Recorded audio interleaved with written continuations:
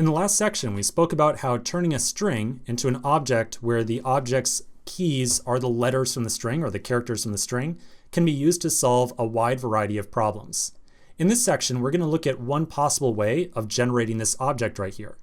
Now, if you want to give this entire problem that we're working on a go on your own and maybe even come up with a solution that doesn't use an object like this, that's totally fine. Just pause the video here and continue on in the next section. Otherwise, let's get to this thing. So I'm going to go ahead and use my little notepad over here to show you the solution. So my hope right here is that maybe you watch the solution but don't copy it down. So maybe you watch it right now, and then when you attempt the MaxChars problem or MaxChars problem that we have queued up right now, maybe you try to reproduce the solution from scratch at that point. But of course, I leave it up to you. All right, so here's what we're going to do. We're going to create some new string, and I'll say hello there, just like the one that we just saw in the diagram.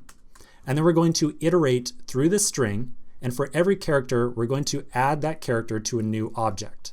So maybe I'll make a new object as well called Chars, short for characters. So now there's a couple of different ways that we can take these characters and add them to the object. We can either split the string into an array and then use a for each helper to loop over all the characters, or we can use a for of loop to loop through all the characters inside there and do basically the same thing. Because we just saw the for of syntax just a little bit ago, I think we should use for of again because it's nice and fresh in our minds.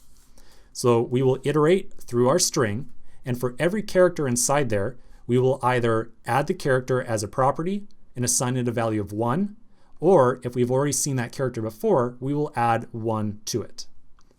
All right, so we'll say for let char of string, and then for every character that we find and iterate over, we're going to add a property to chars. To do that, we'll say chars, we'll use our index notation. So this right here will return a reference to that particular character, or at least its value. Now, if it's the first time that we are seeing this character, we want to set its value to 1. So if we have never seen chars at, say, capital H, then this right here will evaluate to undefined. So we need to make sure we handle that case.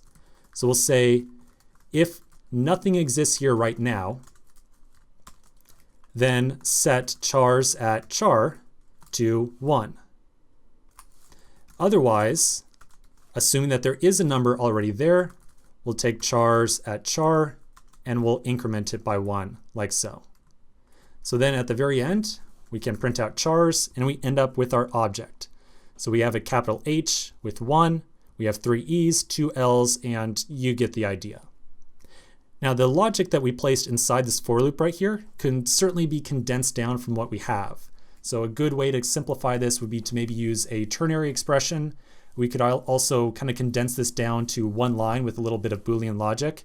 And you know what, let's see a quick example of that. So another way of putting this logic inside of here together without using an if statement would be something like chars at char is chars at char plus 1. Now you'll notice this is why we can't just say add 1, because if we try to add 1 to undefined, we end up with null, as you see right here. So that's why we have to put in that if statement to see if that value exists yet. So one way of handling this eloquently in this particular case would be to say if adding 1 onto this number resulted in a null value, that's fine, then instead assign it the value of 1, like so. So if this is falsy, then otherwise assign 1 to chars at char. And we end up with the same object either way. So like I said, many different ways of putting together the body of the for loop right here. It's really up to you which way you want to do it. All right, so hopefully that kind of illuminates how we put this data structure together.